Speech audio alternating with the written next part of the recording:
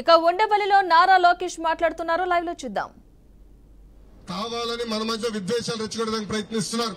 అందుకే మైనార్టీ సోదరులందరూ తెలుపుతున్నా, ఎన్డీఏలో ఉన్న Telugu Desam party, Janasena party, Bharatiya Janata party ఎక్కడ మైనార్టీ సోదరులు ఉన్నా వాళ్ళని గుండెల్లో పెట్టుకుని కాపాడే బాధ్యత మేము తీసుకుంటామని ఈ సభాముఖంగా నేను అందరికీ తెలుపుతున్నాం. అమ్మా, ఈ పొత్తు ఆంధ్ర రాష్ట్రం కోసం చేసిన పొత్తు. ఈ ప్రభుత్వం 12 లక్షల కోట్ల రూపాయలు అప్పు చేసింది. రేపు సంక్షేమ అభివృద్ధి కార్యక్రమాలు చేయాలంటే కేంద్ర ప్రభుత్వ సహకారం చాలా చాలా అవసరం. అందుకే చంద్రబాబు నాయుడు గారు, పవన్ అన్న కలిసి ఈ రోజు పొత్తులో చేరటం జరిగింది. అందుకే మిమ్మల్ని అందరూ కోరుతున్నా, మమ్మల్ని ఆశీర్వదించండి, దీవించండి. వేదిక మీద ఉన్న సభ్యులందరినీ, ఎవరైతే కంటెస్టెడ్ క్యాండిడేట్స్ ఉన్నారో, ఎన్డీఏ అలయన్స్ బలపరిచిన అభ్యర్థులు ఎవరైతే ఉన్నారో వాళ్ళందరినీ భారీ మెజారిటీతో గెలిపించి శాసనసభకి పంపించాలని ఈ సభలో మనం కోరుతున్నాం.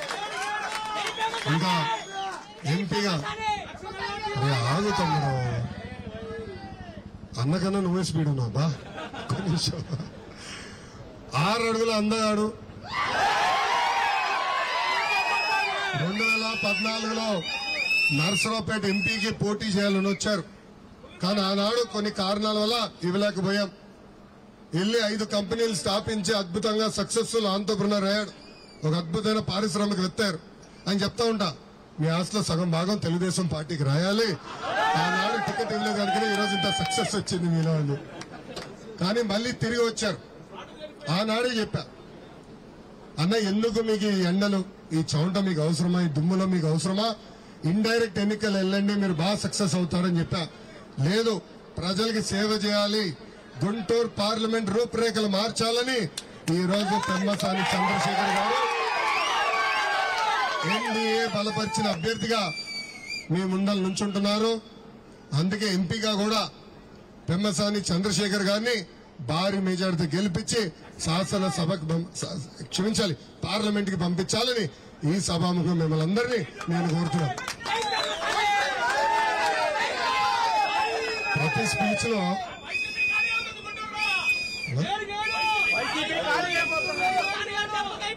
వైసీపీ ఆంధ్ర రాష్ట్రమే ఖాళీ చేసి పారిపోయే పరిస్థితి తొందరలో రాబోతుంది. ఎర్ర బుక్ చూసి వాళ్ళు ఆల్రెడీ వణుకుతున్నారు. బ్రదర్, అన్నగారి పైన మొదటి కేసు పడిందని. అరే, నా పైన ఎన్ని కేసులే తెలుసు ఇప్పుడు?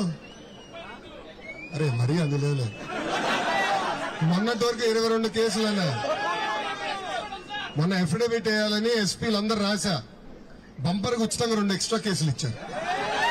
24 కేసులు ఉన్నాయంట నా పైన. అటెంప్ట్ మర్డర్ కేసు ఉంది, ఎస్సీ ఎస్టీ కేసు ఉంది నా పైన. ఎందుకు భయపడతాం? పాదయాత్ర చెప్పా వైకాపా నాయకులకి, లోకేష్ తగ్గేదే లేదు. అరే, బాంబులకే భయపడిన కుటుంబం మాది. వీళ్ళు పెట్టే చిల్లర కేసులు మనం భయపడతామా?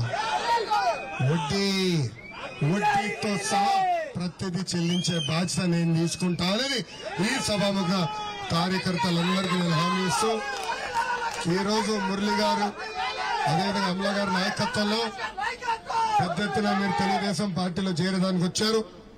మిమ్మల్ని మనస్ఫూర్తిగా ఆహ్వానిస్తున్నాం. కలిసికట్టుగా పనిచేద్దాం.